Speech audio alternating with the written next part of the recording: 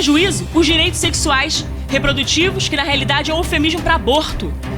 Agora, muito se fala em retrocesso. Ah, é um retrocesso. Agora, retrocesso, eu diria, é na realidade negar. Vai estudar Vossa Excelência. Vão estudar Vossa Excelência. Eu inclusive, desafio a qualquer um a discutir, há uma deputada no microfone, por favor. Respeito. Não, eles não sabem o que é respeito e tolerância, presidente. Mas, enfim. Por favor, vamos inclusive, lá. Continua, quanto ao deputado. estudo, eu desafio a qualquer um aqui a nós debatermos, sim, sobre a parte histórica, filosófica, sobre gênero, sobre aborto. Eu acho importantíssimo. Por quê? Porque, de fato, eles querem servir ao que as fundações internacionais, ao que a ONU se presta. Agora, digo mais, o Brasil ele não precisa estar subserviente ao que a ONU deseja. O Brasil precisa respeitar a sua população brasileira que rejeita essas temáticas. E como o Major Vitor Hugo muito bem falou, de fato, o governo Bolsonaro, ele tem um compromisso com as pautas conservadoras, sim.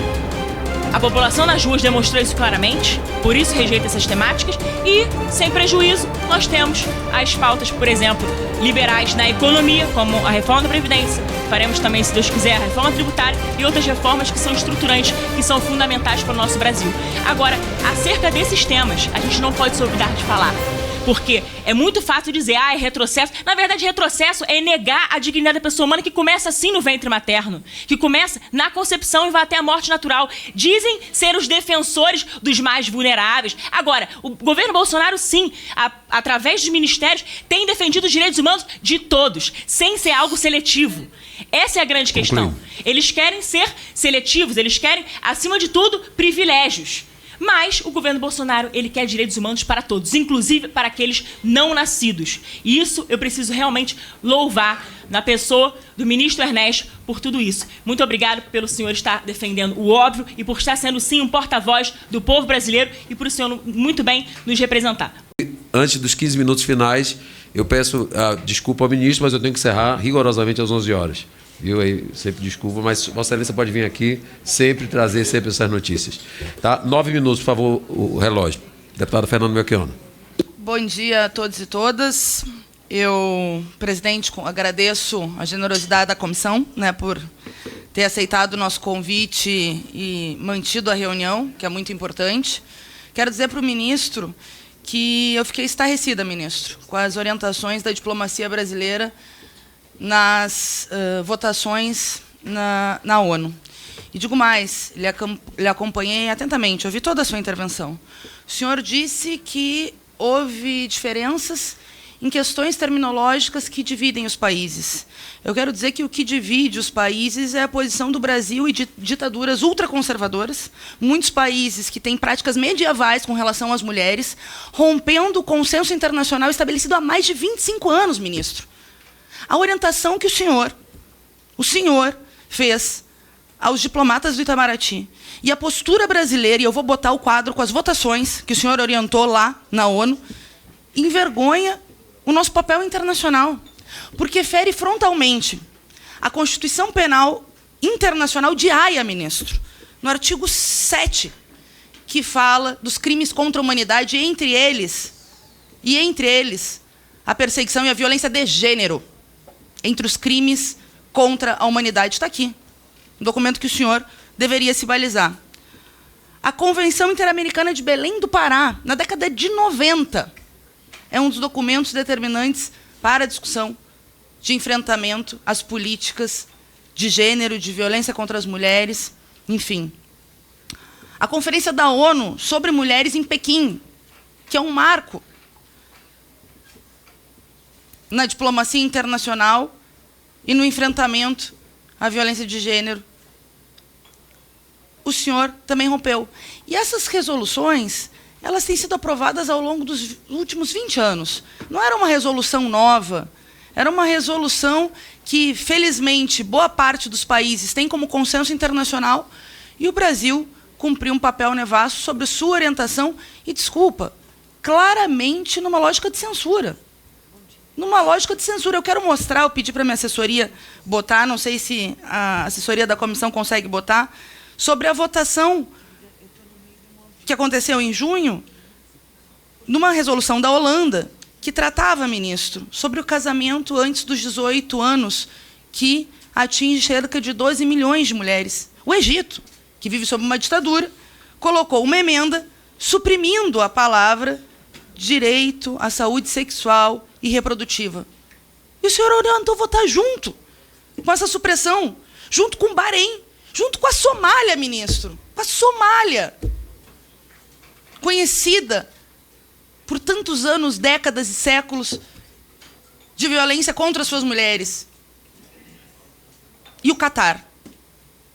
A resolução proposta pelo México, vocês perderam, ainda bem. A humanidade, a civilidade, as conquistas dos movimentos de mulheres venceu a posição do Brasil. Vocês perderam essa votação. Na próxima, uma votação sobre uma resolução do México e Colômbia sobre questões de violência contra as mulheres, o Paquistão, ministro, pediu para tirar uma emenda com o termo educação sexual. O Brasil, de novo, votou do lado de ditaduras ultraconservadoras sobre o tema. Infelizmente, já que nós não conseguimos passar ali, eu posso mostrar, antes de terminar, as votações. Com a Arábia Saudita, ministro, que as mulheres começaram a dirigir em 2015, e votar também, tutelada, depois de rebeliões de mulheres, para ter o direito a questões básicas. E o senhor orientou a nossa diplomacia, para a vergonha do Brasil, a votar com esta lógica. E eu acho que não é pouco o que está acontecendo. Me parece que muitas vezes a posição do Brasil é tentar desmontar esses consensos para retroceder. Existe uma cruzada ideológica contra o direito das mulheres, contra o direito da comunidade LGBT, contra avanços extremamente necessários para combater a desigualdade de gênero. Agora, em setembro, o senhor se referiu, acho importante, sobre a candidatura do Brasil no Conselho de Direitos Humanos da ONU. Agora, em setembro, tem a votação. Eu olhei atentamente o documento que o senhor disse que vai disponibilizar, e o que me chama a atenção, ministro, não é só o que vocês escreveram, é o que vocês não escreveram. Vocês não escreveram uma vírgula sobre a comunidade LGBT. No país que mais mata LGBTs por serem LGBTs do mundo. Pelo menos no que diz respeito à comunidade trans. Vocês não escrevem uma vírgula. O que me chama a atenção é que vocês não falam de tortura, num país que viveu 21 anos numa ditadura civil-militar, que o senhor insiste em negar, que ainda tem práticas, lamentavelmente, de tortura, e vocês não falam em tortura. Vocês não falam em questões básicas da democracia, e não é para menos. Eu me pergunto, e pergunto ao senhor, vocês querem estar no Conselho de Direitos, de Direitos Humanos da ONU para desmontar a concepção de direitos humanos?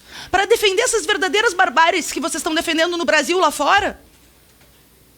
Como as fake news e o desrespeito aos mortos e desaparecidos na ditadura militar, como é o caso da fala do presidente da República com relação ao Fernando Santa Cruz, um jovem de 26 anos assassinado pelo Estado brasileiro, desrespeitosamente atacado pelo presidente, para silenciar diante da violência contra os indígenas. E nós vimos um recente assassinato de um cacique indígena diante de uma invasão de garimpeiros e um silêncio do governo federal. Vocês querem estar no Conselho de Direitos Humanos da ONU para desmontar as políticas de violência contra as violências de gênero, como vocês têm feito com a questão das resoluções com relação às mulheres. E eu quero lhe perguntar, ministro, porque me chama muito a atenção. Em 2017, o Brasil registrou 164 casos de estupro por dia. Por dia. Pior, ainda se acha que esse número é subnotificado, né? Que seja só 10% de tudo aquilo que ocorre em função de uma cultura de culpabilização da vítima, fruto de uma lógica machista do nosso país. Sobre esse assunto, numa palestra sobre o globalismo em junho desse ano, que está disponível na internet, ministro, no Palácio Itamaraty, o senhor afirmou que hoje um homem olhar para uma mulher já é tentativa de estupro. Isso é um moralismo muito pesado, que é aquele que se criticava no século XIX, na época vitoriana. O senhor não tem vergonha de fazer uma declaração dessa? Um ministro, diante de um país com tantos casos de estupro, fazer uma declaração dessas, desrespeitando as vítimas e as mulheres que lutam contra a cultura do estupro? A ministra da Mulher, Família e Direitos Humanos, Damares Alves, por sua vez, defendeu há alguns dias a criação de uma fábrica de calcinha, ministro, na ilha de Marajó, para combater a exploração sexual de crianças. E declarou: as meninas lá são exploradas porque elas não têm calcinha, não usam calcinha, são muito pobres.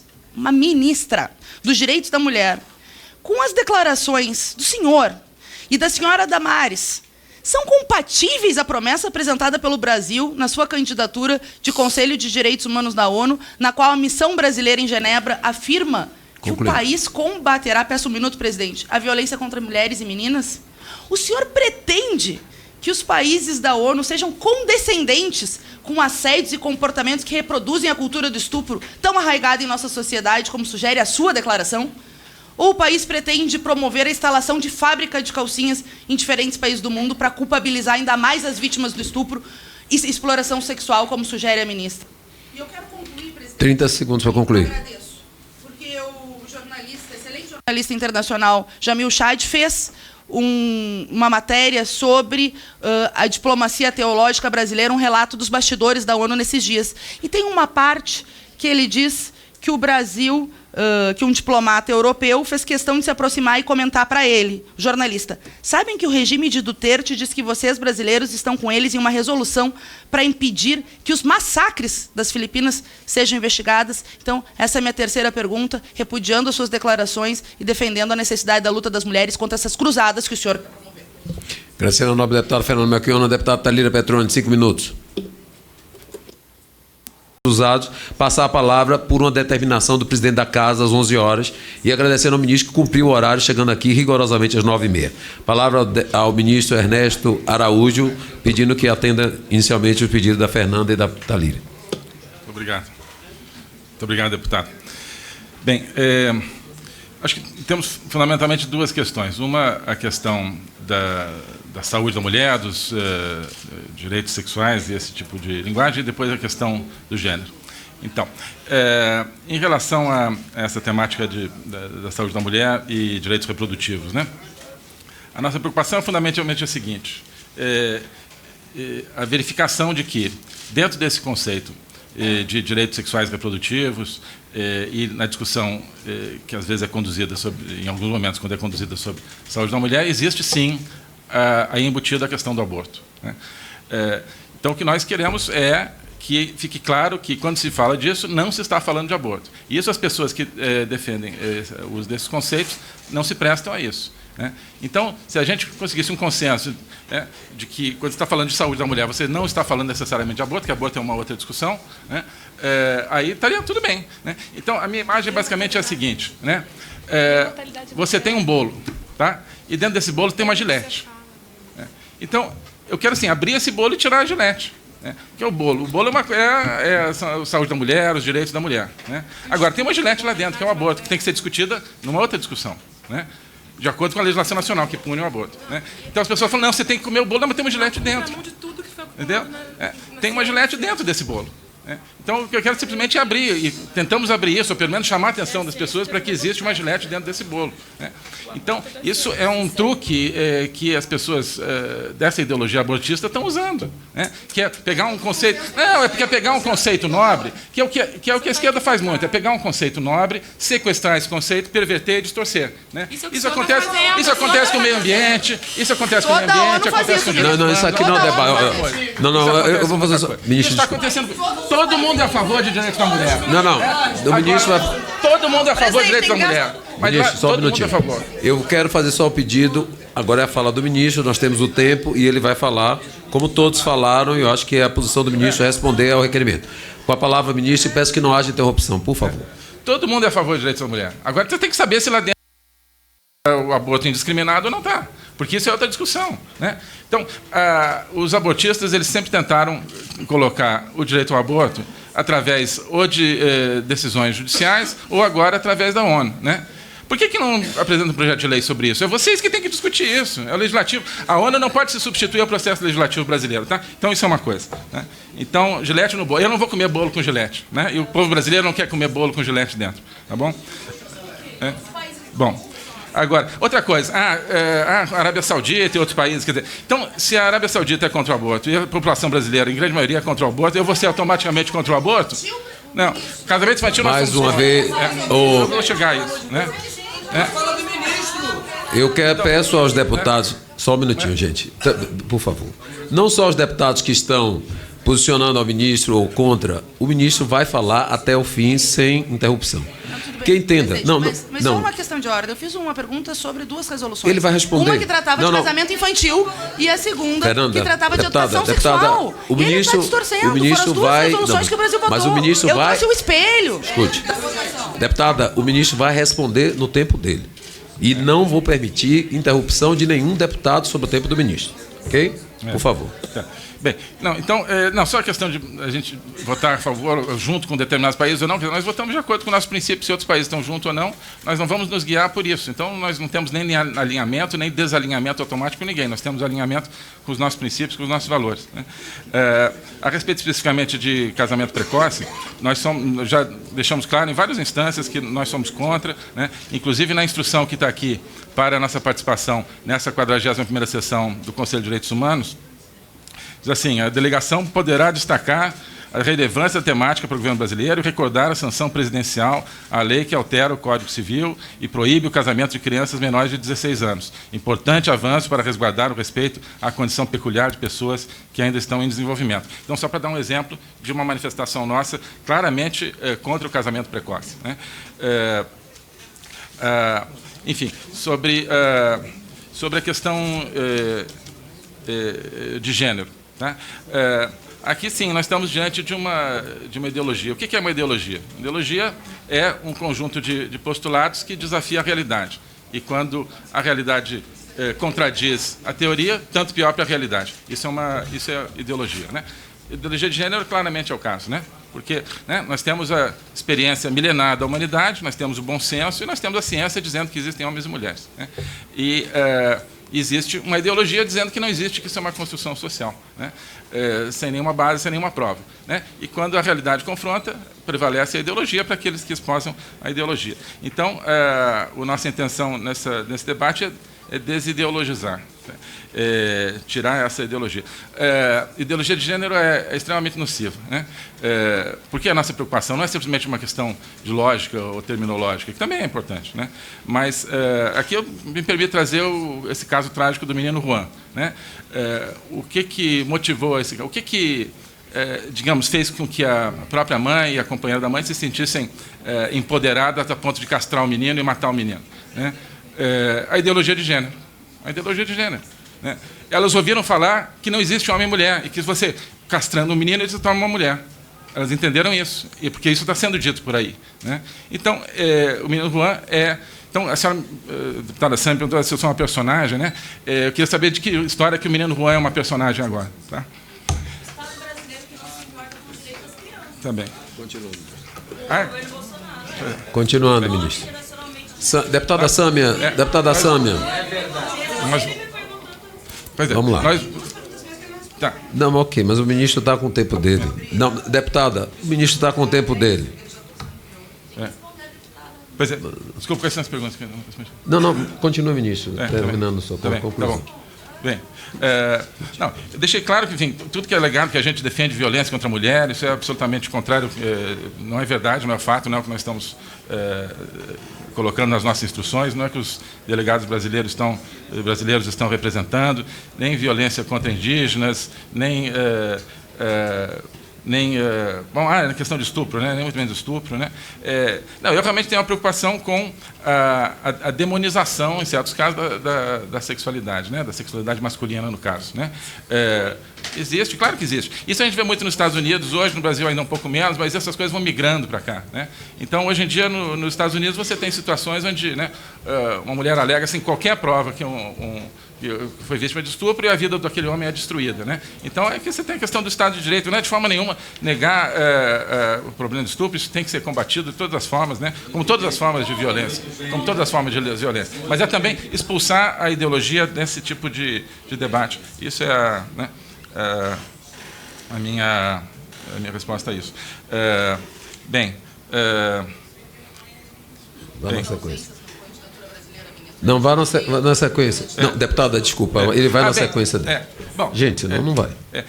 É importante mencionar aqui o seguinte, né, a questão da tortura, por exemplo, né, nós temos aí agora um relatório da relatora de Direitos Humanos, Michelle Bachelet, sobre a Venezuela, onde aponta casos de tortura sistemática pelo governo Maduro, né? Nós estamos nos insurgindo contra isso, o Brasil, com vários outros países, está tentando colocar para fora esse regime que pratica tortura, que pratica outras barbaridades, né, contra os direitos humanos, né? E as pessoas que... pelo menos eu tenho a impressão que algumas pessoas estão falando aqui, defendem o governo Maduro na Venezuela. E a tortura no Brasil, nos presídios. Desculpa. Eu queria só, antes de registrar, esqueci de registrar a presença do presidente da Comissão de Relações Exteriores, Eduardo Bolsonaro, viu? Presidente, sempre o presidente da comissão que trata do tema, então é importante estar aqui na sua presença. Vamos lá, continuando, nós temos 7 minutos e vamos concluir rigorosamente às 11 horas. Com a palavra. Bom, Filipinas, nos pareceu que era uma resolução que estava mal formulada. Evidentemente, o Brasil não é contra nenhum tipo de violência e é a favor sempre que as coisas sejam devidamente investigadas. Nesse caso, nos pareceu que a resolução estava mal formulada e a nossa decisão foi nos abster, o que é um procedimento comum quando a gente acha que uma determinada resolução está mal formulada. Quer dizer, você é a favor do princípio de que qualquer caso de violência, como aquilo que é alegado nas Filipinas, seja investigado, mas os termos aqui em que aquilo está vazado, por vezes, não são os adequados e a gente, no caso, se absteve, né?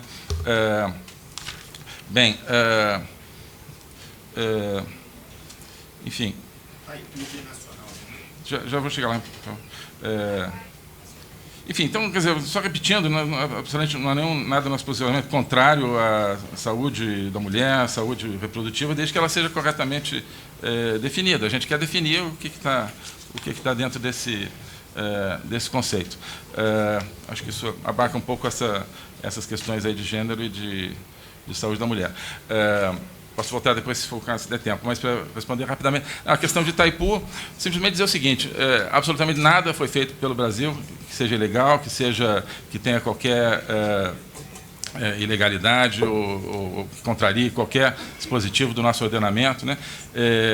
Posso depois dar detalhes, não tenho aqui todos os detalhes técnicos da negociação e de como se encontra, mas asseguro plenamente, estamos prontos a esclarecer qualquer dúvida. Realmente é uma negociação complexa, toda a questão técnica, não tenho ela aqui à disposição, infelizmente, mas estou pronto a prestar qualquer esclarecimento que seja necessário. Adianto simplesmente essa garantia de que absolutamente nada foi feito que seja ilegal, que contraria o nosso ordenamento.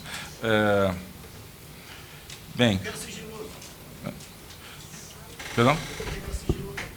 Desculpa, continuando, ministro. Como eu digo, nada foi feito ilegalmente. Se determinado passo de negociação foi feito com um determinado sigilo negociador, isso estava dentro do nosso marco legal, né? São várias questões que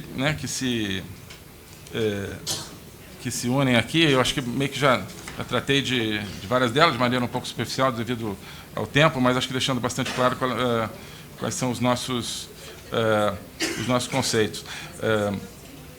Enfim, portanto, nós temos atuado, sim, contra a violência contra a mulher, temos atuado em favor, né, da saúde em geral, da saúde da mulher especificamente, né? Dei aqui apenas um breve exemplo, há muitos aqui, todas essas resoluções que nós co-apresentamos. Por exemplo, uma delas que agora, não tenho aqui o número, já vou ao número, nessa última sessão do Conselho de Direitos Humanos.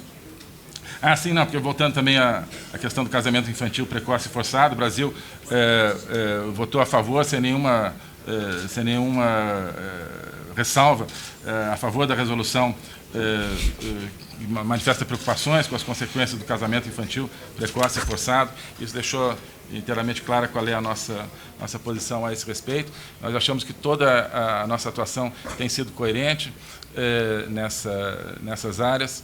Simplesmente essa questão de não colocar de contrabando dentro de determinadas resoluções, discussões, coisas que não estão sendo discutidas nem pela essa Casa Legislativa e nem pelo povo brasileiro. Quer dizer, o povo brasileiro tem direito de saber também aquilo que está dentro dessas resoluções, e é isso que nós procuramos com essa necessidade de precisar tanto a terminologia em relação a direitos reprodutivos, quanto a terminologia relativa a gênero.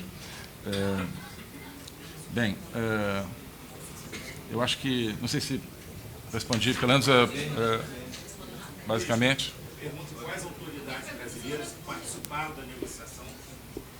Isso não está no tema do convite, mas o ministro... Sua posição sobre 64 também, senhor. Ok.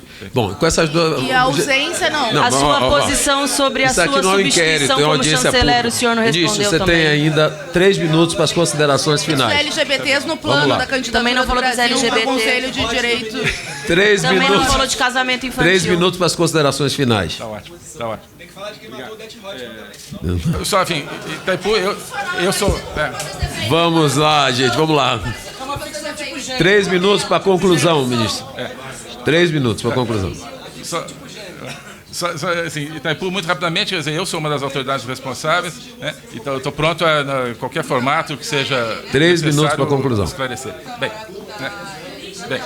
Gente, 3 minutos para a conclusão. Eu vou cumprir o horário das 11 horas. Vamos embora aqui. Vamos lá, seguir aqui. 3 minutos para a conclusão.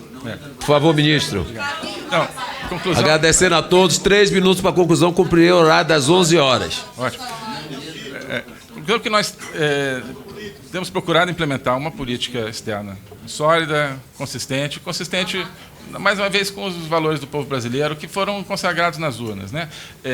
Nós não podemos fazer da nossa política externa um canal de imposição de princípios, de normas que não foram votadas por essa Casa Legislativa e que não foram apresentadas explicitamente, claramente, ao povo brasileiro, né? Esse é o principal, talvez, elemento dessa nossa participação, né? Nós queremos que esses fóruns sejam feitos para promover os direitos humanos de acordo com da maneira como eles estão expressos na Declaração Universal dos Direitos Humanos, né?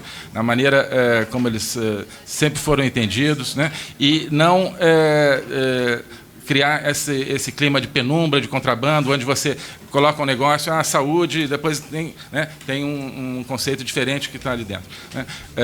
Então, mais uma vez, o nosso compromisso de acordo com o povo brasileiro, né? O povo brasileiro tem que saber o que está sendo discutido lá fora e, se ele quer aprovar o aborto, vai ter que aprovar o aborto de acordo com o nosso ordenamento jurídico interno e não de acordo com uma interpretação aí das sombras aí de uma resolução da ONU. Da mesma forma, em relação a gênero, nós achamos que essa ideologia de gênero pode causar os efeitos mais nocivos, e que isso tem que ser discutido, tem que ser legislado e não ser objeto desse tipo de confusões aí em resoluções internacionais, né? Então, nós estamos comprometidos com a defesa dos direitos humanos, tais como eles estão expressos nas declarações, né? Que me permitam reiterar, mas é um tema muito importante para nós, na Venezuela. O que está acontecendo na Venezuela é a maior barbárie em termos de violação dos direitos humanos. Obrigado. E, nesse sentido, o Brasil tem atuado, tem liderado o processo de tentativa de substituição de um regime violador de direitos humanos por um governo legítimo. Então, isso também deixa claríssimo que nosso compromisso não é simplesmente nominal, não é simplesmente de fazer um discurso, é de atuar na prática em favor de direitos humanos de pessoas reais que estão sofrendo, né? No caso da Venezuela, por exemplo, né? Pessoas morrendo de fome, crianças morrendo de fome, mulheres morrendo de fome, sofrendo todo tipo de violência. Então, aí eu acho que é a comprovação cabal de que nós estamos aí no mundo para defender os direitos humanos reais das pessoas. Obrigado. Muito obrigado ao ministro Ernesto Araújo, agradecendo também a 22. Quais são, então, as nossas credenciais brasileiras para pleitear essa vaga no Conselho? Eu passo a palavra para minha colega aqui, Cris, para parabéns aí, ministro, pela sua atuação e pela presença. palavra, deputada Cristo Nieto, a 4 minutos restantes. Muito obrigada, senhor presidente. Agradeço também ao nobre deputado Major Vitor Hugo pela benevolência em ceder o tempo também de liderança para mim. E, para mim, é uma grande honra estar aqui me dirigindo a este nobre ministro Ernesto, que tem se prestado à defesa do óbvio. É muito importante dizer que o governo Bolsonaro ele tem um compromisso moral com a verdade. E exatamente nós estamos vivendo um tempo de sobriedade. Um tempo em que o governo se alinha com verdadeiramente o que o povo deseja. O povo nas ruas não tolera a ideologia de gênero, não aceita o aborto, isso é uma questão estatística. E, graças a Deus, o governo Bolsonaro tem esse compromisso de respeitar verdadeiramente a democracia. E na pessoa do ministro Ernesto, eu quero aqui agradecer, efusivos agradecimentos ao senhor, a Vossa Excelência, pelo excelente trabalho que o Vossa Excelência tem prestado para o Brasil e também no cenário internacional. E é interessante nós pensarmos também acerca do tema, porque quando a gente fala de gênero, muito se invoca, por exemplo, as conferências da ONU, o Cairo, Pequim, os princípios de Yogyakarta, mas engraçado que a própria teoria de gênero ela foi orquestrada numa academia. Na verdade, não tem qualquer respaldo científico. Ou seja, é um divórcio à biologia. E mais, descaracteriza o sexo feminino e masculino, em nome de uma construção sociocultural, o que é um grande absurdo. Eu sou muito favorável, inclusive, a debater esse assunto, porque a gente demonstra claramente que não há guarida, não há respaldo. E como é que a gente vai importar tanto para a legislação e colocar nesse cenário o Brasil inserido? E detalhe, mais ainda, o Brasil ele não é quintal de fundações.